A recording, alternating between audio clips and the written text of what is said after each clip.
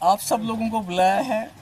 یقین مانیے مجھے بہت تکلیف ہو رہی ہے جو اس وقت ہوا، آج جو ہوا، جو نظارہ جموں کشمیر کے بالخصوص یہاں کے کشمیر کے لوگوں نے دیکھا، وہ دل کو دہلانے والا تھا، تکلیف دہ تھا. جیسا آپ جانتے ہیں کہ پورے ملک کے اندر اس وقت جو مائنورٹیز ہیں، خاص کر مسلمان جو ہیں، وہ بہت مصیبت میں ہیں، بہت تکلیف میں ہیں. میرے خیال میں میرے پاس الفاظ نہیں ہیں وہ بیان کرنے کے لیے. ابھی کچھ دن پہلے آپ نے بھی سنا ہوگا مظفر نگر میں کچھ مسلمان مسجد میں نماز پڑھنے گئے اور ان کے اس پہ بازو پہ بلیک بینڈز تھے، تو ان کو 2 لاکھ کا جرمانہ کیا گیا. انہوں نے کوئی نعرہ نہیں لگایا. تو یہ ہمارے ملک کے حالات ہیں، مسلمانوں کے حالات ہیں. اور ایسے میں پہلے تو NRC کو لا کے بی جے پی سرکار نے یہاں کے جو مسلمان رہنے والے ہیں ان کی شہریت پہ ایک سوال اٹھایا کہ اب پہلے ان کو یہ ثابت کرنا پڑتا تھا میرا دادا پردادا وہ جی اس ملک کا رہنے والا تھا، اور اب جو دوسرا انہوں نے بل امینڈمنٹ لایا وقت میں، تو اس سے ہندوستان کے مسلمانوں کو اب اپنے قبرستان کی بھی ضمانت دینی پڑے گی کہ میرا باپ، میرا دادا، میرا پردادا اس قبرستان میں تھا.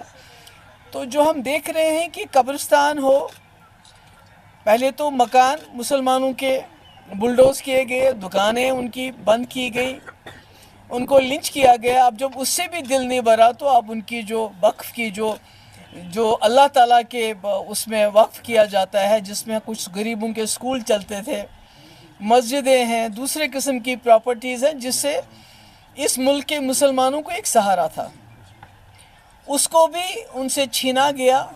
اور جیسے میں نے پہلے کہا اب قبرستان بھی مسلمانوں کے پاس. مجھے نہیں لگتا ہے کہ جس طرح اس وقت بی جے پی سرکار چل رہی ہے تو کہیں نہ کہیں ان کا مقصد ہی یہی ہے کہ ایک وقت ایسا آئے خدا نخواستہ مسلمانوں کو مجبور کیا جائے کہ قبرستان کے رہیں گے نہیں تو آپ بھی ہماری طرح وہ جو گھر واپسی کی بات کرتے ہیں، اپنے جو آپ کی میتیں ہیں اس کو کریمیٹ کریں، اس کو جلائیں. اس قسم کے حالات بن رہے ہیں.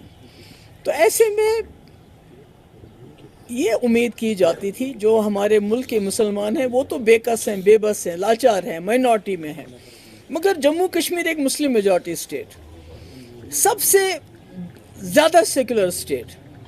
یہاں کی لیڈرشپ سے امید تھی، یہاں کی سرکار سے امید تھی کہ پہلے تو وہ بہت ہی ووکلی اس بل کی مخالفت کریں گے، اس کے بعد سب سے پہلے سپریم کورٹ میں یہ لوگ چلے جائیں گے، اور اس کے علاوہ جموں کشمیر کی اسمبلی میں آج سب سے پہلا یہ بات آئے گی، ریزولوشن آئے گی، جس طرح یہ وحید پراز صاحب نے ایک ریزولوشن لایا تھا کہ ہمارے وزیر اعلیٰ جن کو لوگوں نے یہاں بھرپور تعاون دیا اور انہوں نے ووٹ بھی اسی لیے مانگا کہ بی جے پی کے ایجنڈے کو روکنا ہے، تو ہم نے سوچا تھا کہ وہ اسمبلی میں رہیں گے. ٹیولپ گارڈن تو یہاں چلتا رہے گا، 1 مہینہ ٹیولپ گارڈن کہاں بھاگے جا رہا ہے، تو وہ وہاں رہیں گے اور اس بل کے بارے میں کھڑے ہو کے بات کریں گے کہ یہ ہمیں قبول نہیں ہے، جموں کشمیر اس کو قبول نہیں کرتا ہے.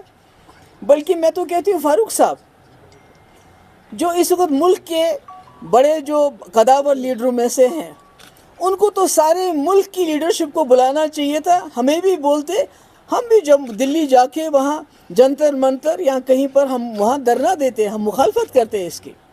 مگر وہ کرنے کے بجائے شیر کشمیر شیخ عبداللہ صاحب کے صاحبزادے، ان کے نواسے اس منسٹر کے آگے پیچھے گھوم رہے تھے آج، وہ بھی ٹیولپ گارڈن میں، جس نے مسلمانوں کی گردن پہ یہ تلوار رکھنے کا کام کیا.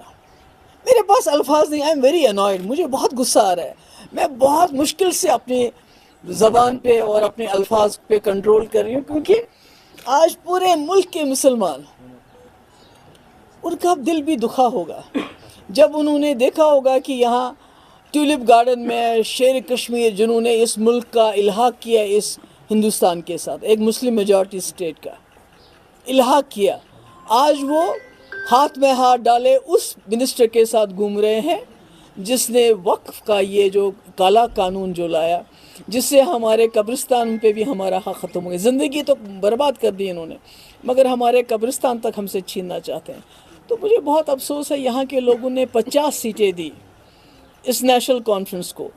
जो नेशनल कॉन्फ्रेंस हमेशा हमें ताना देती है कि पीडीपी ने बीजेपी के साथ सरकार बनाई, मगर पीडीपी ने बीजेपी के साथ सरकार बनाई और बीजेपी के एजेंडों को यहाँ पर इम्प्लीमेंट नहीं होने दिया, बल्कि पीडीपी का एजेंडा चला।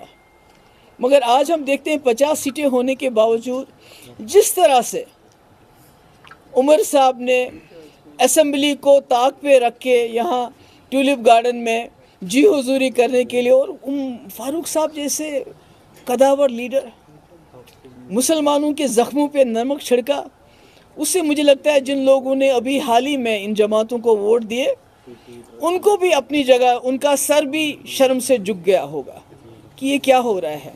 मुझे याद आता है जब ऑपरेशन ब्लू स्टार हुआ था, जब जो यहाँ अमृतसर में गोल्डन टेम्पल है, जब वहाँ सिक्योरिटी फोर्सेस घुसे थे तो कश्मीरी लोगों ने हड़ताल की थी एज अ सॉलिडारिटी।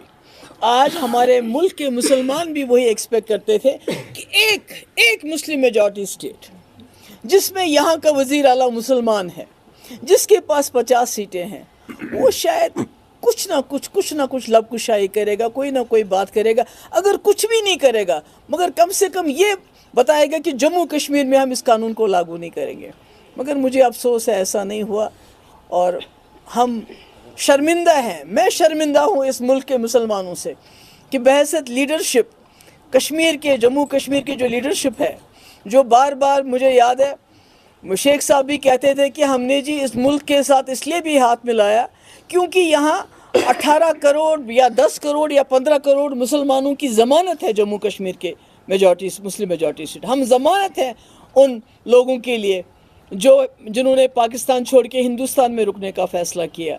आज मैं समझती हूँ वो ज़मानत वो शर्मशार हो गई जिस तरह हमने आज का नज़ारा देखा। और मुझे समझ नहीं आती ये जो हमारे स्पीकर साहब हैं ये किसको बेवकूफ़ समझते हैं। ये जी सब जुडिस कैसे है, अभी तो कॉग्निजेंस ही, अभी तो नोटिस ही नहीं लिया सुप्रीम कोर्ट ने इस केस का, तो ये सब जुडिस कैसे हो गया। और रेजोल्यूशन जब लाया वही परा साहब ने, उसको वो डिस्कस करने में तो कोई प्रॉब्लम नहीं होनी चाहिए थी। तो मुझे समझ नहीं आती है।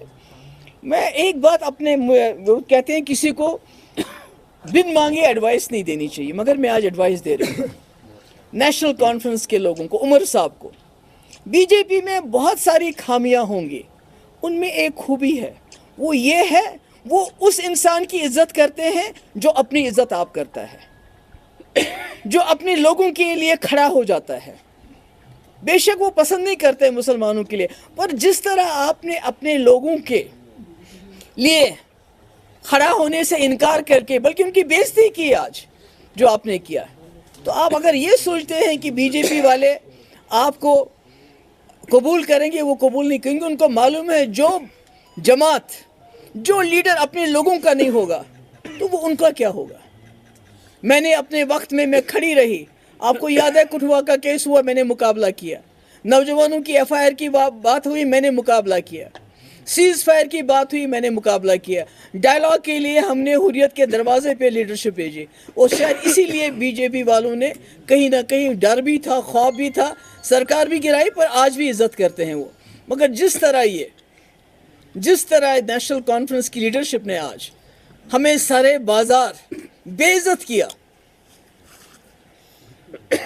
मुझे लगता है कि ये मेरे ख्याल में आज हम सब लोगों के लिए, जम्मू कश्मीर के लोगों के लिए, हम मुसलमानों के लिए आज जो है ये मातम का दिन है।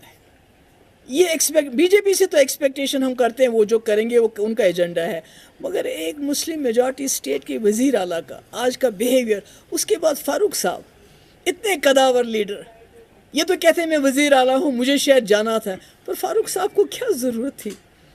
और वज़ीर आला को तो खुद वहाँ रहने की, उनको तो असेंबली में होना चाहिए था। मुझे बहुत अफसोस है इस बात का।